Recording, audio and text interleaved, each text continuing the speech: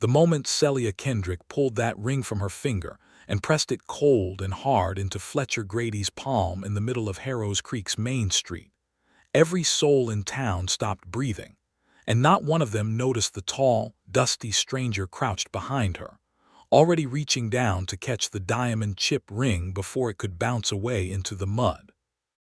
It was the spring of 1883, and Harrow's Creek, Texas sat fat and self-satisfied along a bend in the Brazos River, the kind of town that had grown just comfortable enough to enjoy other people's misery.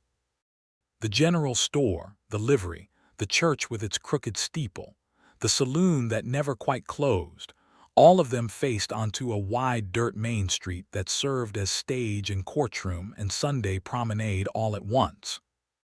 On this particular Tuesday afternoon in April, the street was crowded because Fletcher Grady had insisted on making a spectacle of his engagement to Celia Kendrick, and Celia Kendrick had finally decided she was done letting Fletcher Grady make spectacles of anything that involved her name.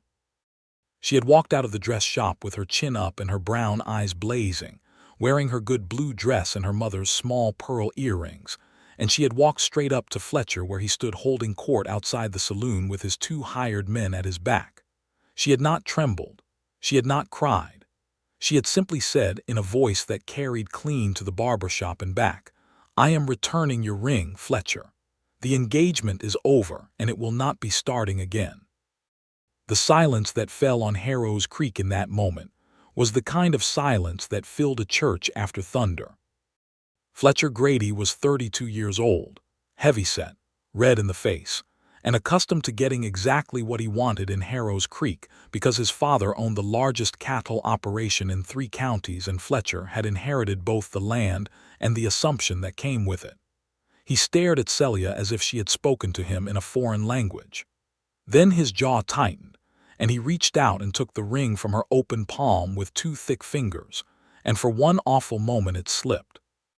It was that slip, that small, almost invisible moment when the ring caught the edge of Fletcher's palm and tumbled, that changed everything.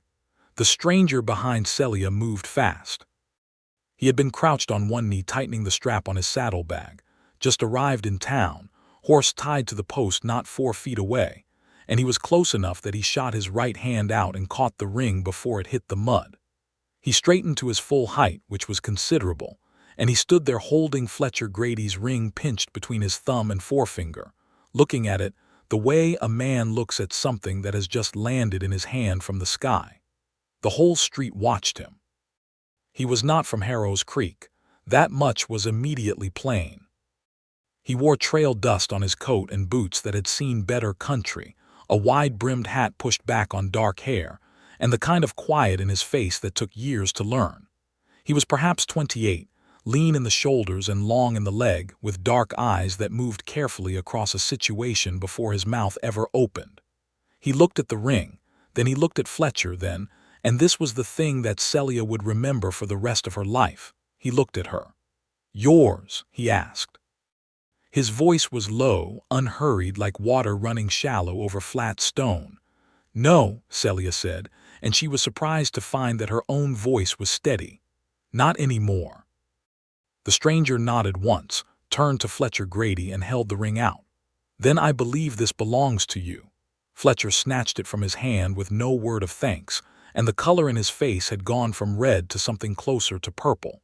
He was the kind of man who understood that he had just lost something, even if he could not yet name the exact shape of what was gone.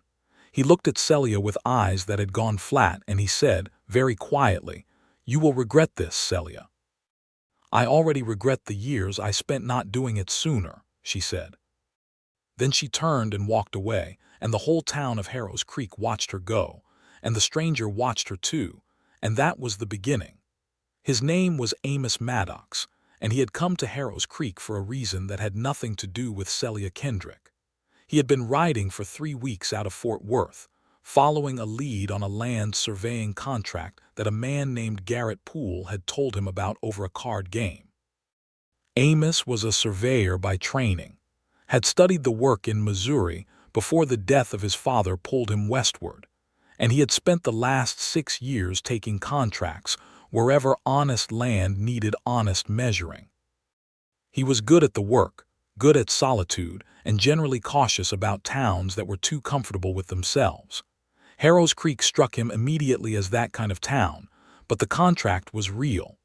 Garrett Poole's brother ran the land office, and there was a large tract east of the river that needed surveying before a family named Whitmore could finalize their purchase. It was a month's work, maybe 6 weeks, and Amos needed the money and the steadiness of a fixed project. He did not expect to arrive in the middle of a public romantic dissolution. He did not expect to spend the next 20 minutes trying not to think about the woman in the blue dress. He tied his horse properly. A bay gelding named Copper who had carried him faithfully from Missouri and was entitled to better than a quick tie, and he found the land office, which was a narrow building wedged between the hardware store and the telegraph office. Garrett Poole's brother was a smaller, neater version of Garrett, and he was very glad to see Amos and spent a long time showing him maps and talking about the eastern acreage in a way that suggested he had been waiting for someone competent to arrive for quite some time. Amos got himself a room at the boarding house run by a widow named Mrs. Aldecoa, who fed her boarders 3 proper meals and expected quiet after 9 in the evening. He paid for 2 weeks in advance. He washed the trail off himself and changed his shirt and ate supper at a table with 2 other boarders, a traveling medicine salesman who talked too much and a retired railroad man who said almost nothing. And he thought, deliberately and with some discipline, about the Whitmore survey, and not about the woman with the blazing brown eyes. He was largely unsuccessful. Celia Kendrick, for her part, was lying on her bed in the back room of her father's house at the edge of town, staring at the ceiling with her hands folded on her stomach, and she was not crying. She had made a firm decision not to cry, because she had already spent enough tears on Fletcher Grady over the course of 2 years, and she was not going to spend a single additional one now that she was finally free of him. She was thinking instead about what came next. She was 24 years old and the eldest of 3 daughters of Henry Kendrick, who had once been a school teacher and was now slowly going blind from a condition the doctor in Harrow's Creek could not name and could not fix. Her mother had died of a fever 4 winters ago. The 2 younger girls, Louisa and Bet, were 17 and 15 respectively, and they needed things, food and cloth and medicine and a future. And Celia had agreed to Fletcher Grady's proposal partly because she had believed him when he said he loved her, and partly because the Grady name and the Grady money had seemed like shelter in a time when the Kendrick family needed shelter badly. She had been wrong on the first count and desperate on the second, and the combination had made her stupider than she liked to be. Fletcher did not love her. He loved the idea of her, a schoolteacher's daughter, well-spoken and pretty enough, respectable in a way that suited his ambitions for the town council. He had treated her, over 2 years, with the careful indifference of a man who owned a good piece of land and was not particularly interested in its details. He made decisions about her without consulting her. He spoke over her in rooms. He told her what she would wear to his family's suppers. 3 weeks ago, he had told her that once they were married, she would not need to keep teaching at the schoolhouse, because his wife would not need to work, and when she had pointed out that the teaching was not only income but something she genuinely loved, he had smiled at her with that flat smile and said, "You'll find plenty to keep you busy, Celia." That night she had taken the ring off for the first time, set it on her bedside table, and looked at it in the lamplight, and begun to understand that she had been making a very large and very quiet mistake. It had taken her 3 more weeks to do something about it, but she had done it, and she was not going to undo it, and that was final. The question was what happened now. The practical question, the one she would have to answer by morning. She sat up. Through the thin wall she could hear her father reading aloud to Louisa and Bet from one of the books he kept memorized for when his eyes gave out completely. His voice was low and warm, and it sounded like everything she was fighting to protect. She pressed her palms flat against the quilt and made herself think clearly. She still had her teaching position. The school board, 3 of whom were Grady sympathizers, might make trouble, but she had a contract through the end of the school year and she intended to hold them to it. She had 2 months of teaching left before summer. In the summer she would take in mending and laundry as she had done before. She would get through. She always got through. What she would not do was be afraid of Fletcher Grady. That resolution felt solid beneath her, like bedrock. She lay back down, pulled the quilt up, and let her father's reading voice carry her towards sleep. The next morning, Amos Maddox began his survey. He rose before dawn, packed his equipment, the theodolite, the chain, the field notebook, and rode east out of town before any of Harrow's Creek's citizens were awake enough to take notice of him. He liked the early morning hours on a survey. The light came in sideways and honest, and the land showed you things it hid later in the day, and there was a particular pleasure in being the first person to put precise numbers to a piece of ground that had only been estimated before. The eastern tract was beautiful country, open grassland, running down toward the river with a line of cottonwoods marking the water, good soil, the kind of land that would hold a family well if a family worked it honestly. Amos spent the first day walking the boundaries, making his initial measurements, sketching the terrain in his notebook. He ate his lunch sitting on a fence post that marked the probable northeastern corner of the property, and watching a pair of red-tailed hawks circle the updrafts above the river bend. He was back in town by late afternoon, and he stopped at the general store for coffee and hard cheese and a newspaper that was 3 weeks out of date, which was fine because the news in it was still more current than what he had been reading. Celia Kendrick was at the counter buying flour and lamp oil. He recognized her immediately. The blue dress was exchanged for a plain calico today, but the set of her shoulders and the precise, measured quality of her movements were unmistakable. She was speaking to the store owner, a man named Becker, in the easy, unhurried tones of someone who had been trading here for years. Becker was nodding, but he was nodding in the slightly pained way of a man who has already heard the same story from every other customer this morning and finds it complicated. Amos set his items on the counter and waited. Becker looked at him. "You're the surveyor staying at Mrs. Aldecoa's?" "Yes, sir. Amos Maddox." Becker nodded with the economy of a man who filed information efficiently.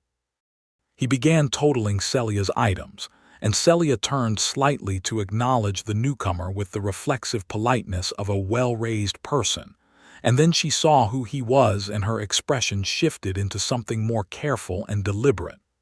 "You were there yesterday," she said. It was not quite a question. "I was," Amos said. "Just arrived in town. Wrong place, right moment, I suppose." "I appreciate you not dropping it in the mud," she said, and there was something in her voice that walked the edge between dry humor and genuine feeling. "Though I cannot pretend it would have been the worst thing that ever happened to that ring." He almost smiled. He caught it before it fully formed, but she saw it anyway, and something in her expression relaxed by a degree or two. "Amos Maddox," he said. "Celia Kendrick." She picked up her wrapped parcels from the counter.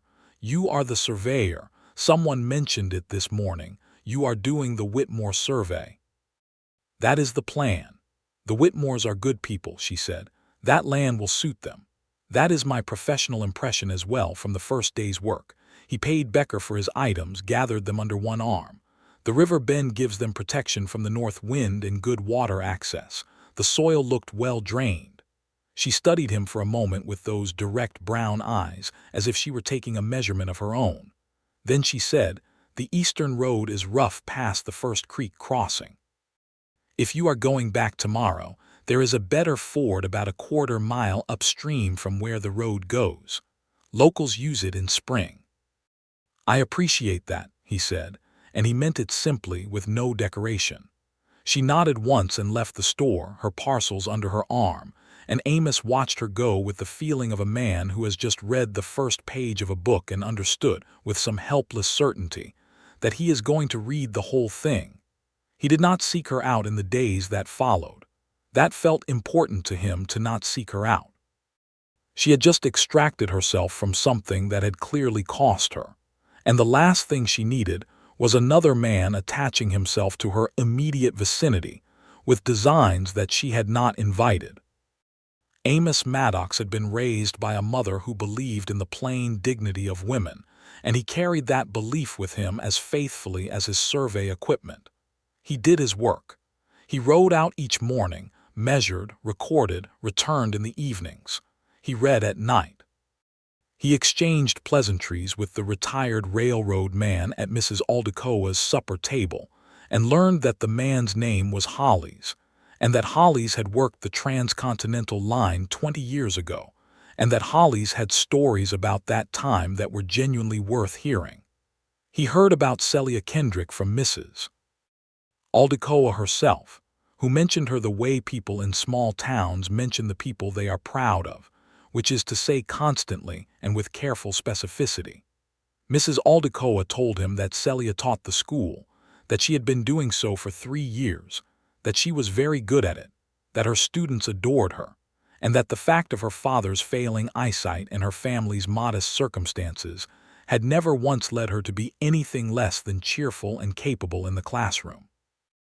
Mrs. Aldecoa said this while serving him sliced beef and boiled potatoes, in the tone of a woman establishing the terms of someone's reputation, so that no visitor could be in any doubt of it. Amos ate his beef and listened, and did not let on that he had already formed his own opinions on the matter. The trouble started, or rather, the trouble that had been quietly building showed its head above the surface on the following Friday afternoon, when Amos came back from the survey to find Harrow's Creek in a low-grade state of agitation. Fletcher Grady had spoken to the 3 school board members who owed him loyalty, and those 3 men had visited the schoolhouse that afternoon to inform Celia Kendrick that her teaching position was under review, pending a board meeting the following week. They had not given her a specific reason, because there was no good specific reason. She had done nothing wrong and her students adored her, and her classroom was a credit to the town. But they had used the language of men who do not need reasons, which is the language of implication and suggestion and the vague promise of difficulty. Celia had thanked them very politely for their time and dismissed her students early, and then, according to Mrs. Aldecoa, who had heard it from the hardware store owner's wife, who had heard it from the minister's daughter, Celia had gone straight home and spent 2 hours writing letters. Nobody knew exactly what letters, but everyone agreed she had written them, which suggested she was not without resources even if the situation was precarious. Amos sat with this information through supper and came to a decision somewhere between the bread and the apple preserves. He was not going to seek her out, but he was going to make sure she knew that at least one person in this town, one person with no history in it and no obligation to take sides, saw what was happening for what it was.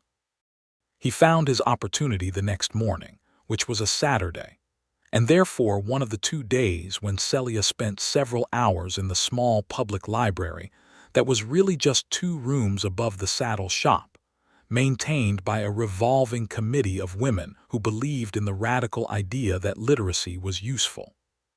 Harrow's Creek was forward enough to have such a thing, and Celia was one of its primary maintainers, and Amos knew this because Mrs. Aldecoa had told him, along with virtually everything else of note about Celia Kendrick's daily existence.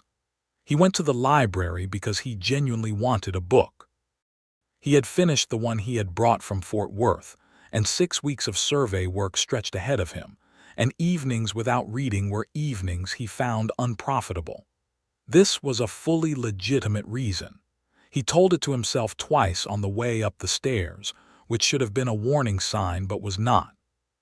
The library was a good one for its size, perhaps 300 volumes shelved along the walls, a reading table with 2 chairs, a window that looked west over the rooftops and caught the afternoon light well. Celia was at the shelving end of the room when he came in, her back to him, organizing a returned stack with the brisk efficiency of someone who knows exactly where everything belongs. "Mr. Maddox," she said, without turning around. Apparently there was something in the sound of his boots. "Miss Kendrick," He removed his hat. "I'm hoping you have something worth reading." "That is an ambitious hope for any library," she said, and turned to look at him. She looked tired today in the particular way of people who have been managing things that should not need managing, but her eyes were still clear and direct. "What do you like to read?" "History," he said. "Geography when I can get it. Fiction occasionally if it is honest." "That is a more interesting answer than I expected." She moved along the shelves with a comfortable authority. "We have Parkman's histories, which are excellent, though the treatment of the native peoples deserves more criticism than Parkman chose to give. We have some geography texts from the Army Survey Corps, which I expect you would find interesting. And we have a fair quantity of fiction, most of which is honest enough." He accepted the Army Survey text, a legitimate interest, genuinely useful, and she handed it to him with the focused look of a librarian who is good at her work. And he was about to take it and thank her and find a seat when she said, quite evenly, "I heard you have been doing the Whitmore survey for 2 weeks. You must be nearly to the river boundaries by now." "I am. Another week for the river section, then a week for the final measurements and the official drawing. 6 weeks total, as I estimated. And then you will leave."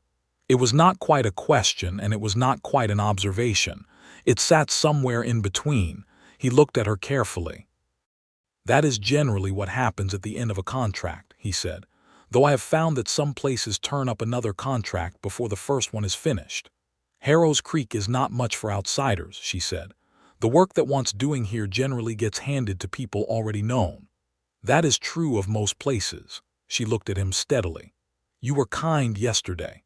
What you did catching the ring, not making a scene of it, just handing it back quietly, that was kind. It seemed like the simplest course of action." "Simple is often a choice," she said. "It does not always come naturally to people." She paused, organizing one more book on the shelf with a precise adjustment. "I understand Mr. Grady spoke to your employer, Mr. Poole, about the contract." Amos went still. "He did not mention it to me. He may not have wanted to complicate your week." She turned to face him fully now, her arms loose at her sides, her posture exact. "Fletcher Grady believes he runs this town, and he has reason to believe it because he largely does. He will make things difficult for people who seem to be in my vicinity, simply because it gives him satisfaction. I wanted you to know that in case it affects your situation." "I appreciate the honesty," Amos said, "but Mr. Grady does not employ me. Mr. Poole's brother does, and the contract is for the Whitmore family. If Mr. Grady has influence over Mr. Poole, I expect Mr. Poole will tell me. Until then, I intend to finish the survey." Celia studied him for a moment. "You do not frighten easily." "I have been frightened plenty," he said. "I have just found it does not usually help." She smiled then, for the first time in his presence, and it was a real smile, not the careful social version, but something that started in her eyes and arrived at her mouth slightly afterward, like music crossing a room. It changed her face substantially. He had thought her pretty before. The smile made the words seem insufficient. "I think you may be a useful person to know, Amos Maddox," she said. "I think the same of you, Celia Kendrick," he said. He took his book and sat at the reading table and read it, and she went back to her shelving, and they did not speak again for the better part of an hour, but there was nothing uncomfortable about the silence. It was the comfortable silence of two people who are satisfied to occupy the same space without needing to fill it, and that kind of silence between relative strangers was rarer than gold in Harrow's Creek. The board meeting was held the following Tuesday evening in the town hall, which was a spare, high-ceilinged room that smelled of old wood and lamp oil. Half the town came, because half the town had opinions about Celia Kendrick's situation, and the other half came because they wanted to see what Fletcher Grady was going to do. Amos went because he wanted to be a witness, and because, in his experience, the presence of a neutral outsider at a contentious meeting sometimes mattered in ways that were hard to quantify but real. The 3 school board members who had visited Celia sat at a table at the front. The other 3 board members, the minister, the widow Aldecoa, and the hardware store owner, Mr. Parrish sat beside them with the expressions of people braced for a disagreement.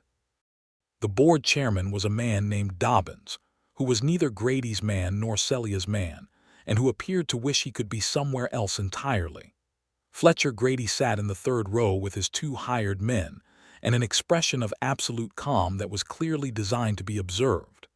Celia sat in the front row, very straight, with her father beside her, Henry Kendrick, a slight man with clouded eyes and a remarkable dignity, and her sister Louisa on the other side.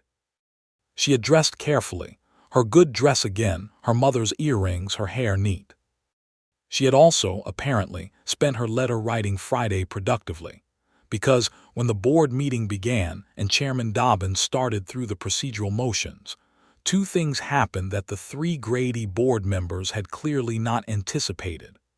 The first was that Celia produced letters from 4 of the town's parents, attesting to her excellence as a teacher and requesting that the board reconfirm her contract. These letters were specific, detailed, and signed, and they represented families who were not beholden to the Grady operation.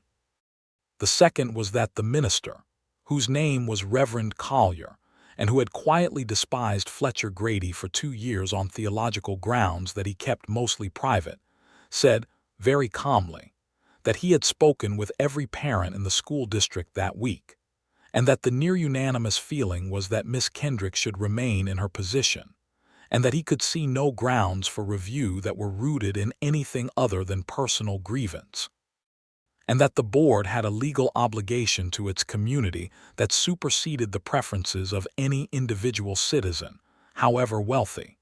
The room went very quiet. Fletcher Grady's face did the thing it did when he was furious and trying not to show it, which was to go utterly smooth, like a lake freezing over. The vote was 4-2 in Celia's favor.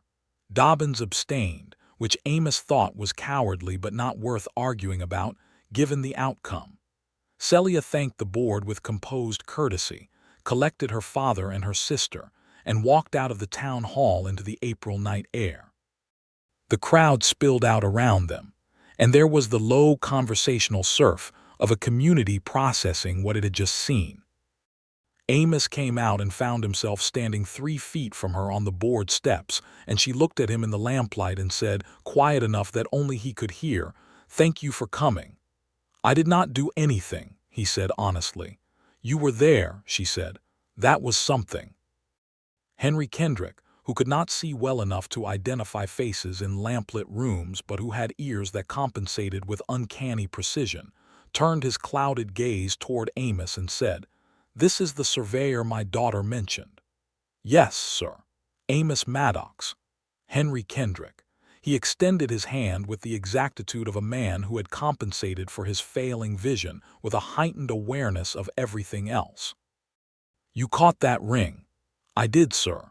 "Good instincts," Henry Kendrick said, and there was something in the way he said it that suggested he was not only talking about the ring.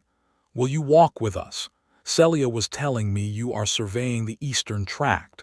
I used to fish that river bend 20 years ago, best catfish in the county." Amos fell into step beside them, and they walked the 4 blocks to the Kendrick house in the warm April night, and Henry Kendrick talked about the Brazos in the years before the town had grown large enough to muddy it, and Celia walked on her father's other side with her hand light on his arm and her eyes forward. And once, just once, she glanced across her father's chest at Amos with an expression that he found he needed to study very carefully in his memory afterward, to understand what it contained. He thought it contained gratitude, and something curious, and something cautious, and beneath all of it, something that was beginning to lean toward him the way a plant leans toward a window. He walked home to Mrs. Aldecoa's and lay awake for a good while, listening to the night sounds of Harrow's Creek, the distant piano from the saloon, the wind off the river, the occasional calling of a night bird, and he thought about 6-week survey contracts and what came after them, and whether a man with no fixed address and a theodolite could reasonably ask anything of a woman with a father to care for and sisters to see to, and a classroom full of children who needed her, and roots going down 30 feet into this particular piece of Texas ground. He thought he probably could not, and then he thought that this might be one of the cases where thinking was less reliable than feeling, and then he went to sleep before he could resolve the argument either way. May came in soft and warm, with wildflowers on the open grassland and the river running high and green from the spring rains. Amos finished the river section of the survey and moved into the final measurement phase, which required him to be at his table in the boarding house some evenings, working over his field notes with precise calculation, checking and rechecking the numbers that would become the official legal record of the Whitmore property. He and Celia had settled into something that had no name yet, but was becoming a visible fact in Harrow's Creek. They did not plan to encounter each other exactly, but the town was small and their movements overlapped naturally. The general store, the library on Saturdays, Sunday service at Reverend Collier's church, the occasional evening when a group of Harrow's Creek citizens gathered on someone's porch for music and conversation, which was how people spent their leisure in 1883 Texas before the next day's work required them again. He had begun to know the shape of her thinking. She was direct, which he valued above nearly everything else in a person. She was funny in a way that came sideways observations delivered so dryly that you were 3 seconds into laughing before you had registered the joke. She was deeply, practically kind, in the way of people who had spent years turning kindness into daily action rather than sentiment. She loved her students with a focused, demanding affection that expected things from them, and delighted when they delivered. She worried about her father constantly and spoke about it rarely. She had begun to know him too, and he could tell because her questions had shifted from the politely curious to the genuinely interested. She asked him about Missouri, about his father, about what had made him choose survey work. She asked about the mechanics of the theodolite with a real curiosity and made him explain it twice because she wanted to understand it properly, not just approximately. One afternoon in mid-May, she came out to the survey site. She had her students with her 10 children between the ages of 7 and 13, varying shades of ragged and earnest, because she had decided that a practical lesson in land measurement was more educational than whatever the textbook offered that Thursday, and because she had, Amos suspected, also simply wanted to see what he was doing in the way that people want to see things that interest them. He did not mind at all. He spent an hour explaining the theodolite to a circle of open-mouthed children, letting each of them peer through the instrument at a target staked 200 yards away, explaining triangulation and chain measurement in terms simple enough for the younger ones and precise enough to genuinely challenge the older ones. Celia stood slightly to the side with her hands clasped in front of her and watched him with her students, and the expression on her face was one he had not seen before, something soft and evaluating at once, like a woman who is revising her understanding of something toward something better. On the ride back to town, she had brought a wagon, and the children piled into it with the indiscriminate energy of released cattle. She drove and he rode beside her on copper, and they talked with the unhurried ease of people who have gotten past the early careful stages into the territory where real conversation lives. She told him about her mother, about the winter of the fever and how she had been 20 years old and terrified, and how her father had spent 3 days sitting beside her mother's bed reading aloud from every book in the house, and how when it was over and her mother was gone, her father had closed the last book very quietly and sat in total silence for 10 minutes, and then said, "Right. What needs doing?" And they had both begun to do it. "He is the bravest person I know," she said, looking at the road ahead with steady eyes. "Braver than anyone who ever fired a gun or rode a difficult horse. He just keeps going. Every day he can see a little less, and every day he gets up and reads to the girls and tends his garden and refuses to be diminished by it." Amos was quiet for a moment. Then he said, "You are very like him." She glanced at him quickly, startled, and then looked forward again. Her hands tightened briefly on the reins and loosened. "That is possibly the best thing anyone has ever said to me," she said, very quietly. He did not say anything else. Some things did not need addition. Fletcher Grady made his second move in the third week of May, and this time it was less public and more direct, and therefore more alarming. He cornered Amos at the land office on a Wednesday morning. He came in as if he owned the space, which he more or less did, since his father's family had been in this county since before the land office building existed, and he stood across the counter from Amos with his hat on and his thumbs in his belt, and he said, "I hear you have been spending time with Miss Kendrick." "I have spoken with her on several occasions," Amos said, without looking up from the survey diagram he was checking. "She is a complicated situation," Fletcher said. "In case you were not aware, she strikes me as a woman who has been made a complicated situation by other people's choices," Amos said, still not looking up, "which is somewhat different." The silence that followed this had a texture to it. Amos looked up then because it seemed important to look directly at a man when you were saying something he did not want to hear, and Fletcher Grady was looking at him with the flat eyes he used when he was recalculating his approach. "You are not from here," Fletcher said. "Correct. When your contract ends, you will go. That has generally been the pattern, yes. Then be sensible." Fletcher's voice dropped to something that wanted to be advice, but was shaped like a threat. "Do not leave her in worse circumstances than you found her. A woman in her position cannot afford the kind of attention that does not last." Amos set down his pencil. He looked at Fletcher Grady for a long, even moment. "You are telling me to stay away from her," he said, dressed up as concern. "I am telling you to be realistic." "Mr. Grady," Amos said, "I appreciate that you believe this town belongs to you.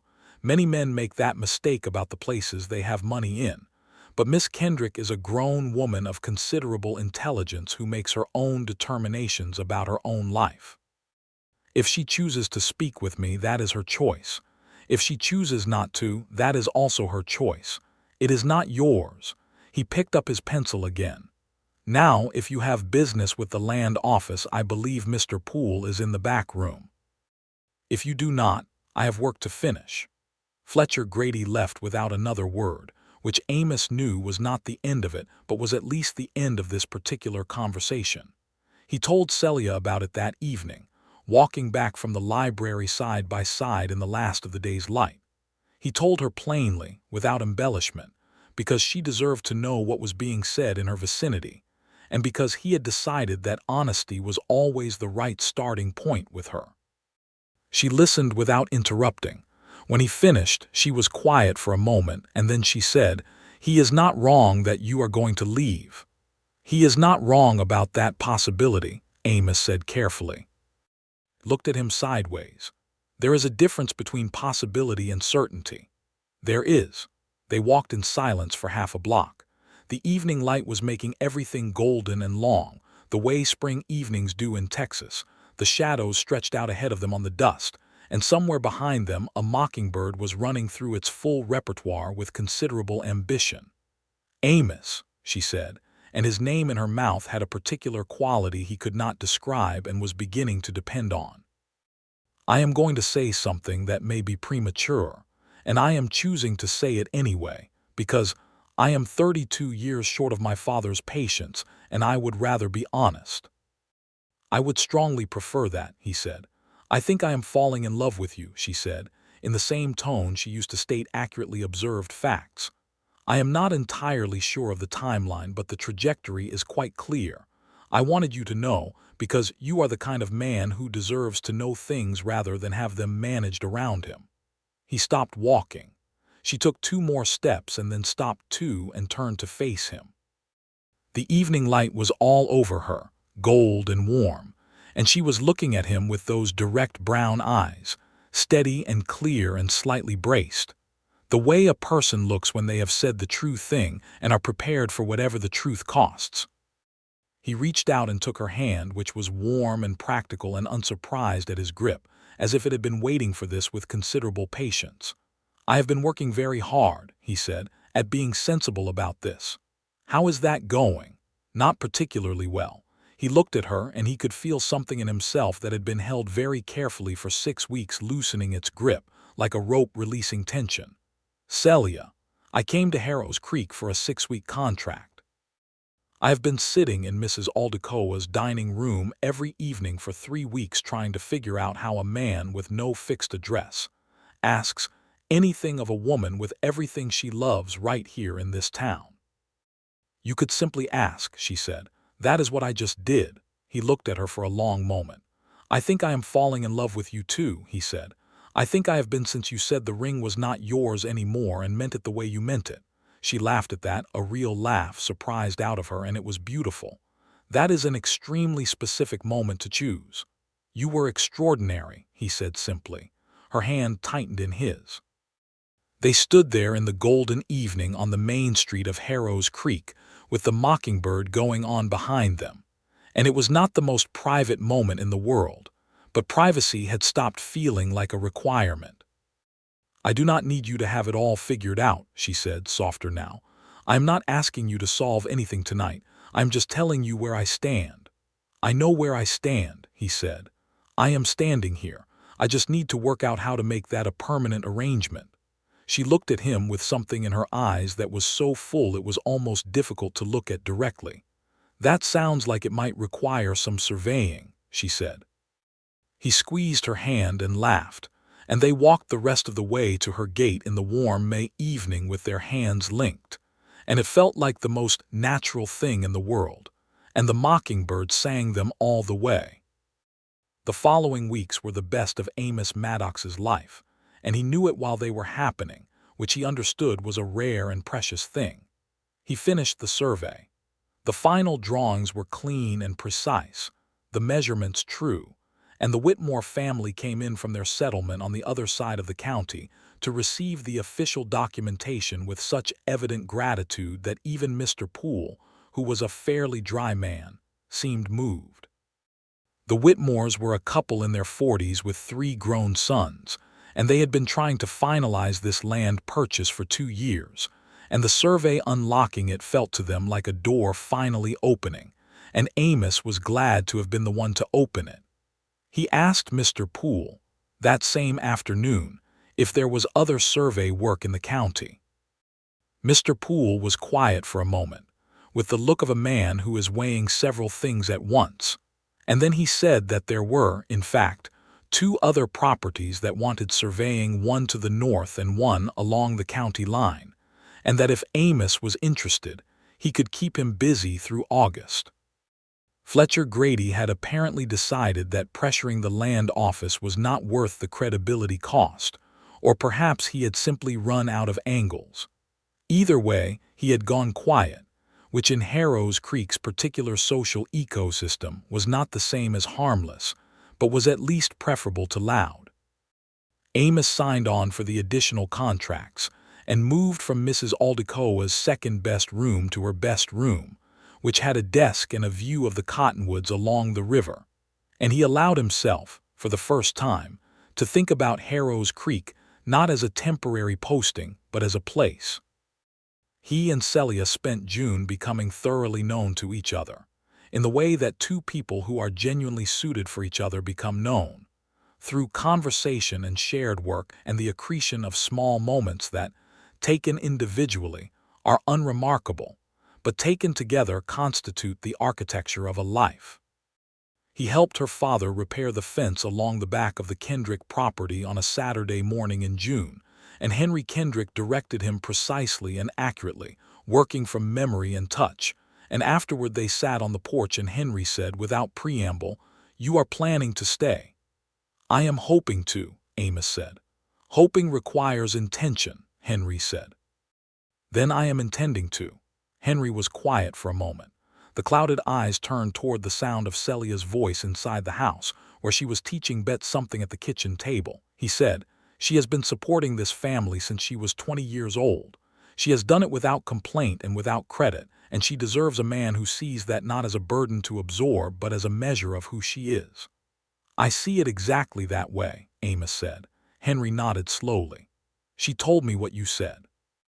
That she is like me." He paused. "That was the right thing to say. It was the true thing." "Those are the same in this house," Henry said, and there was approval in his voice that Amos felt the weight of in the good way, the way that genuine respect from a good person has weight. He asked Celia to walk with him to the river one Sunday afternoon in late June, and they walked out past the edge of town and along the brazos in the green shade of the cottonwoods. And the river was high and rushing from the spring melt, and the wildflowers were still going strong in the open meadow above the bank. And somewhere in the middle of it, sitting on a flat rock above the water with her shoes off and her feet bare against the warm stone, she kissed him for the first time.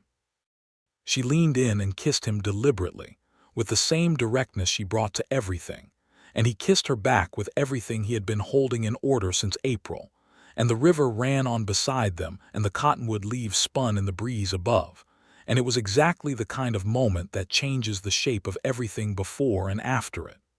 When they pulled apart, she was flushed and her eyes were very bright, and she said, "I have been wanting to do that for a month." "You could have done it sooner," he said, slightly breathlessly. "I wanted to be sure," she said. "I am the kind of person who likes to be sure. Are you sure?" She looked at him with those extraordinary direct eyes. "Yes," she said, "completely." He put his arm around her and she leaned against his shoulder, and they sat like that in the June warmth listening to the river and the birds, and it was perfect and simple and real, and Amos thought that this was what he had been traveling toward, across all those miles and years, without knowing it. July brought heat and the end of the school year, and the particular aliveness that small towns take on when the summer stretches out. Celia spent her mornings on the mending and laundry that supplemented her teaching income, and her afternoons helping her father in the garden and reading to him, and her evenings, increasingly, in some configuration that involved Amos dinner at the Kendrick table, or walking in the cooler evening air, or sitting on the porch, while Henry played the mouth organ with a precision that age had not touched. Louisa had developed a crush on the hardware store owner's son, which was handled by everyone involved with the elaborate casualness of people pretending not to notice. Bet, at 15, had decided she wanted to be a doctor, which Henry treated as an entirely reasonable ambition, and which Celia supported with a ferocity that Amos found characteristic and admirable, even though medical school for women in 1883 was a complicated and expensive proposition that would require a great deal of planning. He began that planning quietly, because that was his nature. He wrote a letter to a woman in Philadelphia who ran an institution that trained women in medicine, and he asked about requirements and costs. He did not tell Celia about it immediately, because he wanted to have something real to present rather than just an intention, and because he was still learning the exact calibration between doing things for her and doing things with her. Fletcher Grady made his final move in mid-July. It was not a public confrontation. It was not an economic threat. It was a conversation, which in some ways was more dangerous than either of those, because conversations could be denied and their terms could be adjusted in the retelling. Fletcher came to the Kendrick house on a Tuesday morning when Amos was out on the North Property Survey, and Celia was alone with Bet, Louisa having gone to the hardware store on an errand that happened to coincide with the presence of a certain young man named Will Parrish. Fletcher knocked on the door with the measured confidence of someone who has not yet been told no by a door, and he took his hat off when Celia answered, and he said, very civilly, that he had come to say something that he should have said months ago. Celia told this to Amos that evening, sitting on the porch steps with Bet inside doing her lessons and the summer dark settling around them and the fireflies beginning their negotiations in the garden. He said he was sorry, she told Amos. She said it with the particular care of a woman who is presenting information she has not yet fully organized. He said he had been, he used the word, careless, with me. He said he understood that he had not treated me the way I deserved. Amos was quiet for a moment. "What did you say?" "I said thank you and that I appreciated him telling me." She looked at the garden, watching the fireflies. "And then I said that I did not think we would have been happy together, and that I hoped he would find someone who suited him better than I did. That was generous. It was honest, she said. I do not think he is a purely bad man. I think he is a man who has always had everything arranged to his preference, and that made him small in ways he did not understand until recently. She was quiet for a moment. He saw you and me together at the church social last week. I think that is what moved him to come. I see, Amos said. He looked not angry, sad, I think. She turned to look at Amos, and the firefly light was soft around her, and she was beautiful in the summer dark. I feel sad for him too, in a small way, but it does not change anything. No, Amos said. It does not change anything. She leaned against his arm, and he put his arm around her, and they sat watching the fireflies in comfortable silence for a long time, and Fletcher Grady's name was not spoken again between them that evening, and it did not need to be. He proposed to her in August. He had thought about the how of it extensively, because he thought Celia Kendrick deserved a proposal that matched the woman receiving it, which meant it should be honest and direct and not cluttered with excessive decoration. But it should also be beautiful, because she was beautiful, and because beauty mattered to her even when she did not make a fuss about it. He took her to the river bend on a Sunday morning before the heat came up, the same flat rock where she had kissed him, and the cottonwoods were full and green, and the river was lower in the August dry than it had been in June, running clear over the limestone bed. He had brought coffee in a tin, and the little package of letters from Philadelphia about the medical college, and he had a ring, which he had ordered from a jeweler in Fort Worth because Harrow's Creek did not have a jeweler, and what he was looking for required someone with real craftsmanship. It was not an elaborate ring.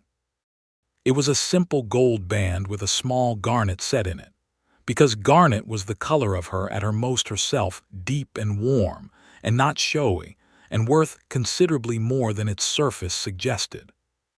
He had described Celia to the Fort Worth jeweler in approximately these terms, and the jeweler had nodded as if he encountered this requirement regularly and produced exactly the right thing. He told her first about the letters from Philadelphia. He told her what he had written and what they had written back, and he showed her the letters, and he watched her face as she read them, the focus and the quickening and the moment when she understood what she was reading and looked up at him with something in her eyes that was part astonishment and part a love so direct it was almost overwhelming. "You did this," she said. "For Bet." "For Bet," he confirmed. "She wants to be a doctor." That should not be an impossible thing. The women who have managed it say it requires planning and a community behind you. She has a community. We just needed to do the planning. Celia looked at the letters for a long moment, and he could see her putting it together, the costs, the timeline, the logistics of Bet leaving home at 17 or 18, the possibility of making it real. "We could do this," she said, quietly but with certainty. "We could," he said. She looked up at him, and her eyes were full, not spilling but full, the way clear water fills a deep well. He reached into his coat pocket and took out the small box and set it on the flat rock between them. She looked at it. She looked at him. She said nothing, which was not the same as having nothing to say. "I have been trying to figure out," he said, "what I am offering you that is not complicated. And I cannot find much that is not complicated because I am a surveyor who travels and I have no fixed property and I have been in Harrow's Creek 5 months, which is not very long. What I can tell you is that I love you. I love your directness and your intelligence and your ferocious loyalty to the people you love and the way you read and the way you laugh and the way you are so extraordinarily honest about the things that matter. I love your father and I am enormously fond of Louisa, and I think Bet is going to do remarkable things, and I want to be part of whatever comes next for this family, for as long as next means. I want to build a life here with you in this town that is your home. I have already spoken to Mr. Poole about establishing a permanent survey practice in the county, and he believes it is a sound proposition, and I believe it is a sound proposition." He paused. "That is what I am offering. It is real and it is full and it comes with no reservations." She picked up the small box. She opened it and looked at the garnet ring for a long time, and he watched her face cycle through several things he could not name, and then she looked up at him, and the full eyes spilled over finally, just slightly at the corners. "Yes," she said. "Obviously yes. I said the trajectory was clear in May. The trajectory has not changed." He laughed and she laughed, and he put the ring on her finger and it fit. The Fort Worth jeweler had asked for her approximate ring size, and he had described her hands as careful and capable and neither large nor small. And the jeweler had produced exactly the right size, and she held her hand up and looked at the garnet in the morning light. "It is perfect," she said. "It is yours," he said, "permanently, not to be returned." She laughed again and kissed him, and the river ran on below them, and the cottonwoods turned in the breeze, and it was the best morning of his life, which was saying something because the last several months had produced several contenders. They told her father that afternoon, and Henry Kendrick reached out and took both their hands, one in each of his, and sat with that for a moment. Then he said very quietly, "I have been hoping for this since June." He turned his clouded face toward the sound of Amos's voice. "You will take care of her." "She will largely take care of herself," Amos said. "I will be there for the parts she lets me help with." Henry smiled, wide and genuine. "Good answer," he said. "That is the right answer." Then he called for Louisa and Bet came running so fast she overshot the doorway and had to catch herself on the frame. And when she was told, she cried immediately and then immediately started planning, which Amos suspected was exactly what Bet always did when she received important information, and which made him fond of her in the specific way you are fond of people who are exactly and entirely themselves. They married in September in Reverend Collier's church, which was full to the last. Half of Harrow's Creek came because they were genuinely glad for Celia Kendrick, who had been supporting and enduring and quietly making things better for years, and who deserved a wedding and a good man, and a garnet ring that stayed on her finger. A quarter of the town came because they were curious about the man from Missouri who had caught the ring in the street and stayed. And the remaining quarter came because it was a wedding, and that was sufficient reason. Celia wore her good blue dress, the same one from the April afternoon in the main street, because she was the kind of woman who found symmetry in that sort of thing, and she appreciated a narrative that folded back on itself cleanly. Louisa had added a length of cream lace to the collar and cuffs, which transformed it adequately for the occasion. She carried the wildflowers that grew along the river late summer goldenrod and the last of the black-eyed Susans, in a bunch tied with ribbon. Henry Kendrick walked her down the aisle with his hand on hers and his clouded eyes straight ahead and his back straight as a fence post, and the whole church was very quiet for that walk, the way it is quiet when something simple and true is happening. Amos stood at the front in his best coat, which was the coat he had arrived in Harrow's Creek wearing 5 months ago, now cleaned and pressed within an inch of its life by Mrs. Aldecoa, who had cried when she heard the news and then begun immediately organizing people to bring food to the reception. He had his hair combed and his boots polished, and he was not nervous, exactly. He was full in a way that felt like nervous to someone who had not been full before. When Celia reached him and Henry put her hand in his, Amos Maddox felt the particular gravity of a moment that sorts itself into before and after, the kind that you carry for the rest of your life as a fixed point by which you measure everything. She looked at him and said, very quietly before the ceremony began, "You are real. I keep checking." "I am real," he said, "completely and permanently real."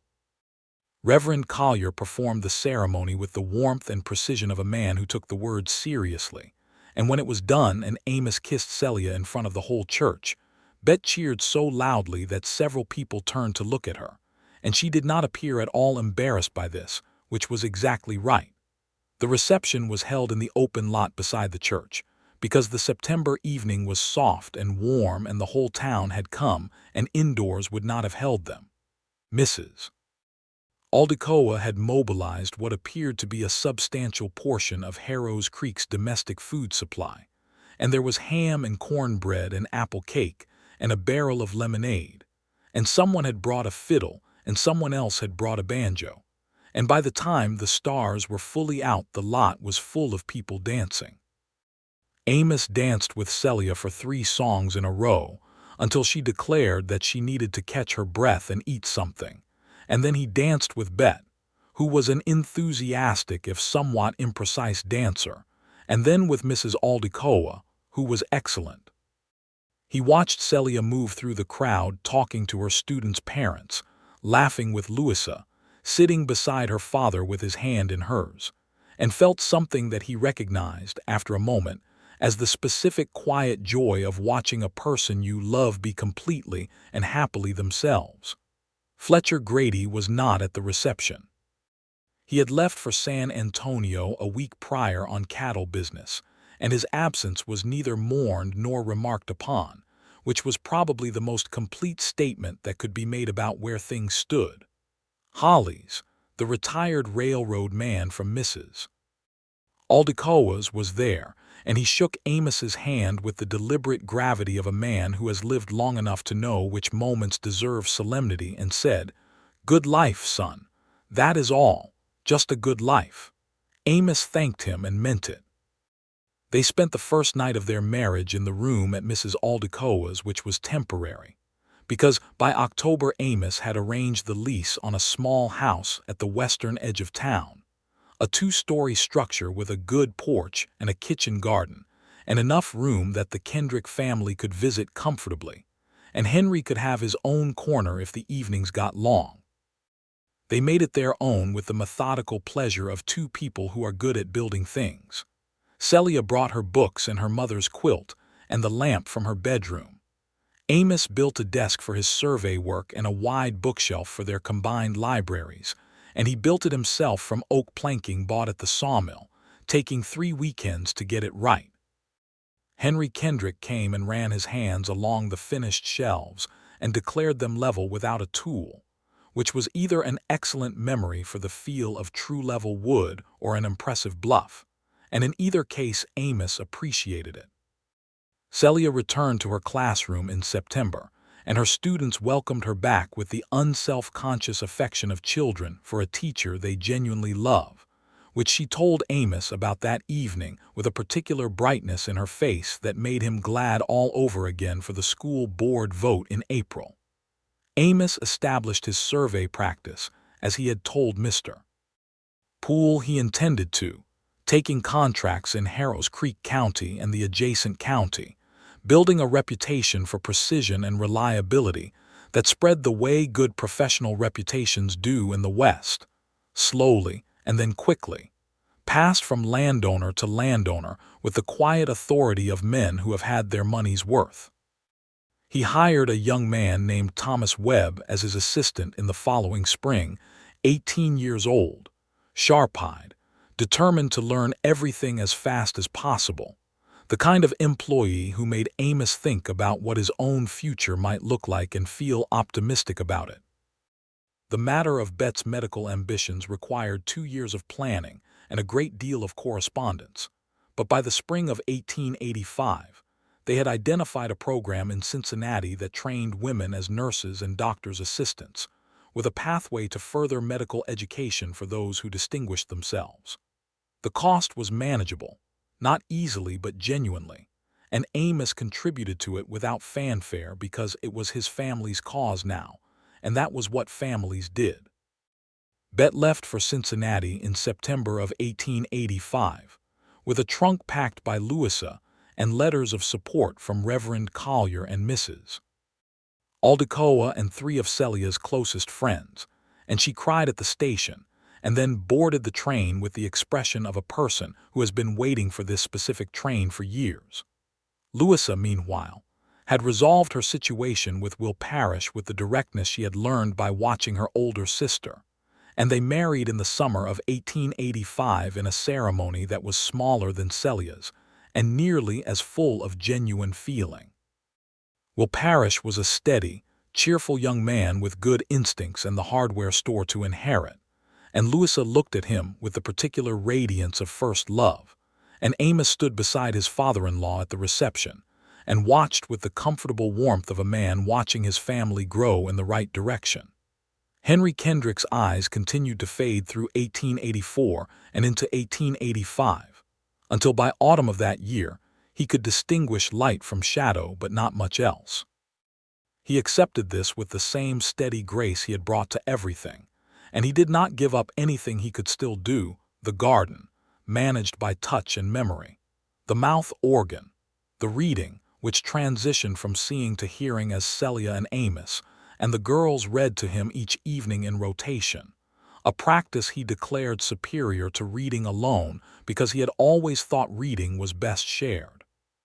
He lived with them from the winter of 1884, after it became clear that managing the Kendrick house alone was no longer practical, and he had his room at the western end of the house, which caught the morning sun, and Amos had put the window seat there himself so Henry could sit in the warmth of it even when he could not see what was outside.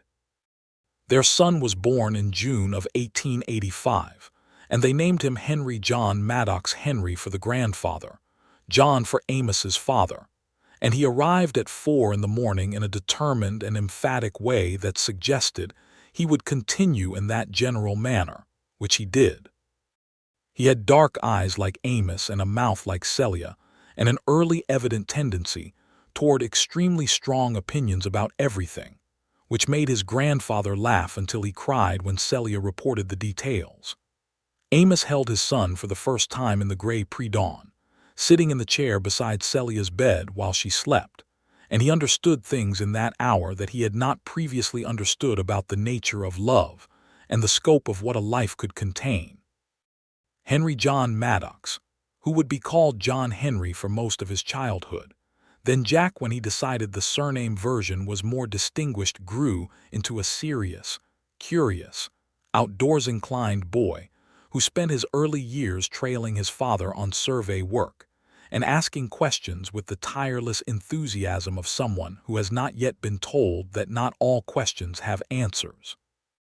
He shared his grandfather's gift for music, picking up the mouth organ at age 4 with a competence that made Henry Kendrick declare with great satisfaction that some things passed properly through blood, and he had his mother's directness and his father's patience, and from somewhere a stubbornness that both parents privately suspected was a joint contribution.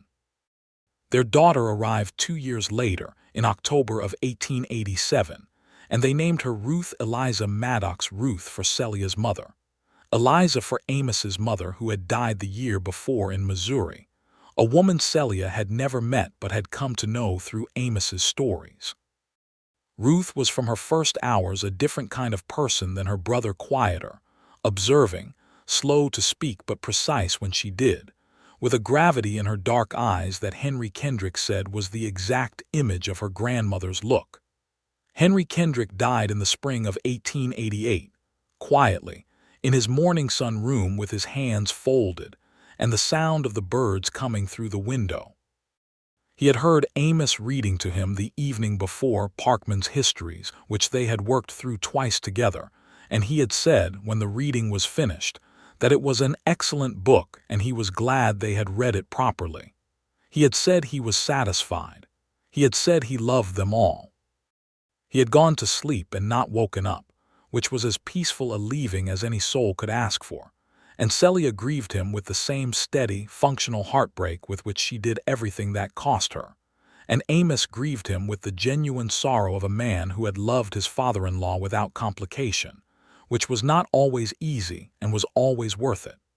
The survey practice grew through the late 1880s and into the 1890s. Thomas Webb developed into a surveyor in his own right, and Amos brought him in as a partner in 1889, which freed Amos to take on larger contracts and spend more time on the technical and legal aspects of the work that he found most satisfying. The county was growing. The railroad had come through in 1886, and new settlers had followed, and land measurement was steady work that would not run out. Celia taught until 1890, when the school had grown large enough that the board hired a second teacher and then a third, and she transitioned to the role of something between a head teacher and a school administrator, which gave her more control over curriculum and less of the classroom time she loved, but was an honest reflection of the situation. She continued to read to her students whenever she could find the excuse, and she continued to run the library on Saturdays, and she continued to be exactly the kind of presence in Harrow's Creek that made the place better. In 1889, Bet came home from Cincinnati a trained nurse, and she came home changed, sharper, more certain, full of things she had learned that she could barely contain. She set up practice with the town doctor, a tired older man named Dr. Haverford, who was genuinely grateful for the help. And she was so competent and so direct with patients that within a year she had built a reputation that spread well beyond Harrow's Creek. She wrote long letters to Celia about everything medicine, the people she was treating, the impossibilities that women in her profession still faced, and the small daily victories of proving those impossibilities wrong. Celia read the letters at supper, and Amos listened, and John Henry and Ruth listened, and it was their weekly window onto the wider world, and they all loved it. Louisa had 2 children by 1890, a boy and then a girl, and they lived above the hardware store and were thoroughly happy in the uncomplicated, grounded way that suited Louisa, who had always known what she wanted and gone straight at it. In the summer of 1891, Amos took Celia to Missouri to see the place where he had grown up. His mother's people were still there, an aunt and several cousins he had not seen in years, and Celia met them all with the same directness and warmth she brought to everything, and they loved her immediately and without reservation.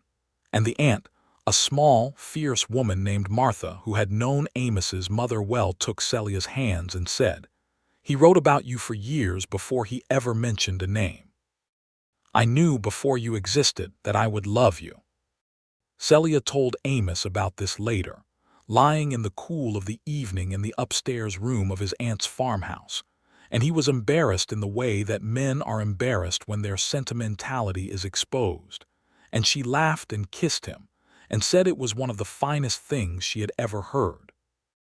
They were gone 3 weeks, and came home to Harrow's Creek in September to find John Henry had grown a half-inch in their absence, and Ruth had organized her brother into building a fort in the back garden, with a level of architectural precision that Amos found professionally impressive for a 4-year-old.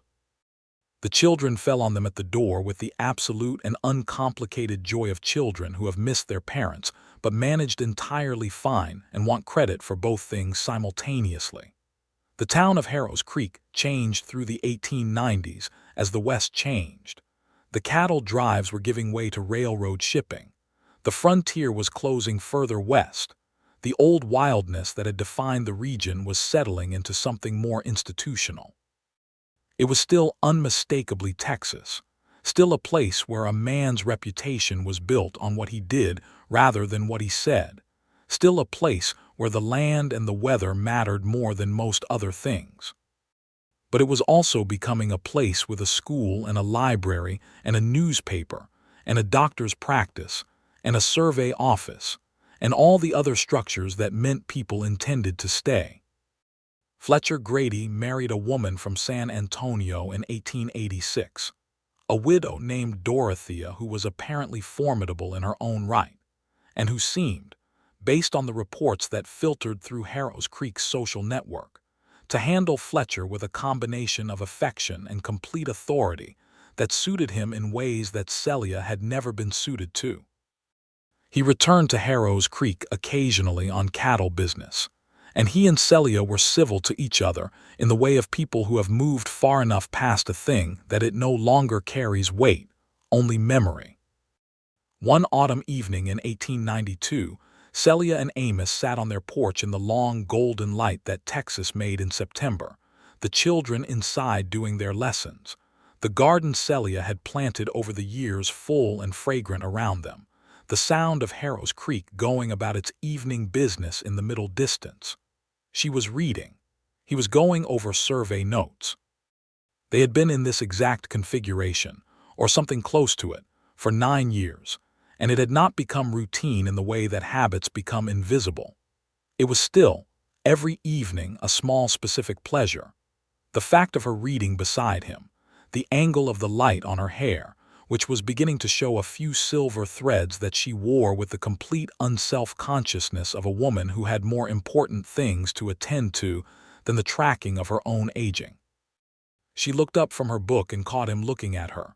"What?" she said, with the particular tone that meant she knew exactly what. "Nothing," he said. "You." She smiled at him, the real smile, the one that started in her eyes and arrived in her mouth afterward, 9 years and still exactly the same. "You have a survey tomorrow," she said. "I do, early start. You should go to sleep soon." "I will." He did not look back at his notes. "Celia." "Yes. Do you remember the first thing you said to me?" She thought for a moment.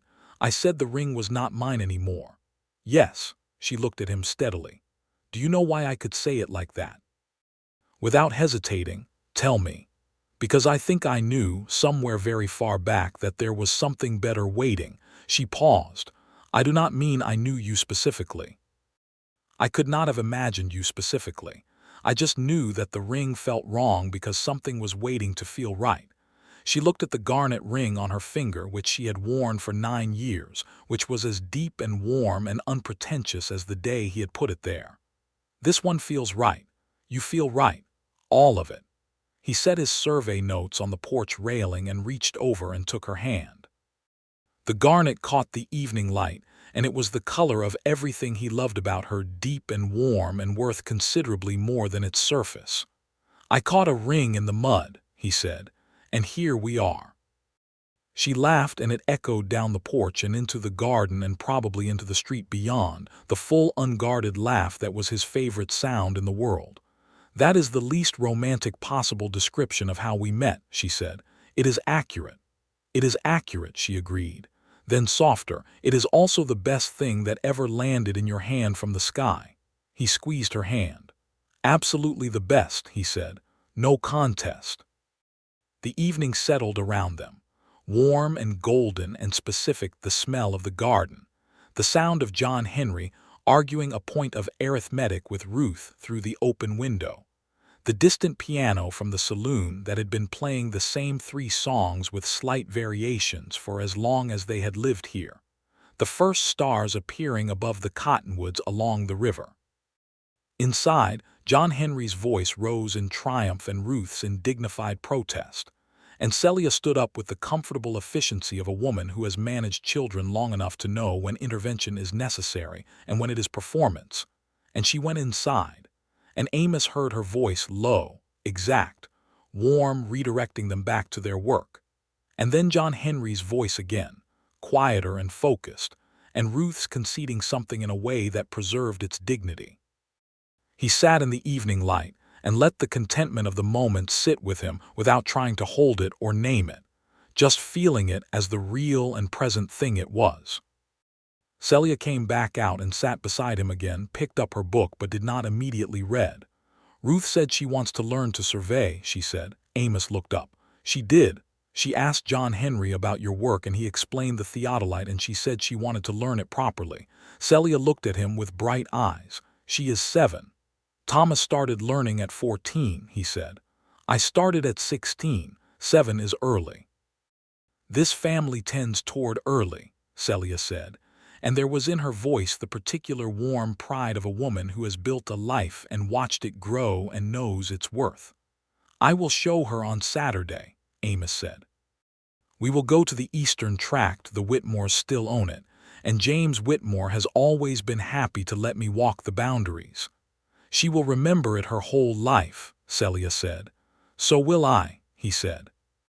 They sat in the last of the evening light, and the stars came fully out above Harrow's Creek, Texas, in the September of 1892, and the town went about its steady, quiet business around them, and the river bent through the cottonwoods at the eastern edge and went on as it had always gone, indifferent to everything except the lie of the land, which was what rivers knew that everything else only guessed at. On Saturday morning, Amos packed the theodolite and the chain and his field notebook and his daughter into the wagon, and Ruth Eliza Maddox sat beside him in the early light with her dark, serious eyes fixed forward and her small hands in her lap, and an expression of absolute concentrated intention that he recognized, with a full and quiet joy as his own. Celia stood at the gate and watched them go, leaning against the post with her arms folded and her face turned up into the morning sun.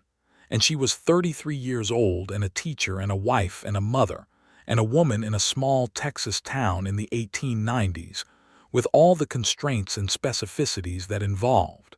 And she was more herself than she had ever been, which was exactly how it ought to go.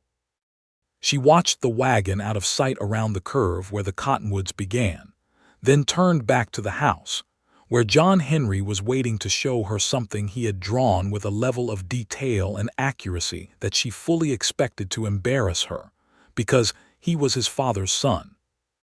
She went inside, and the morning opened up around Harrow's Creek, and the river ran on at the bend.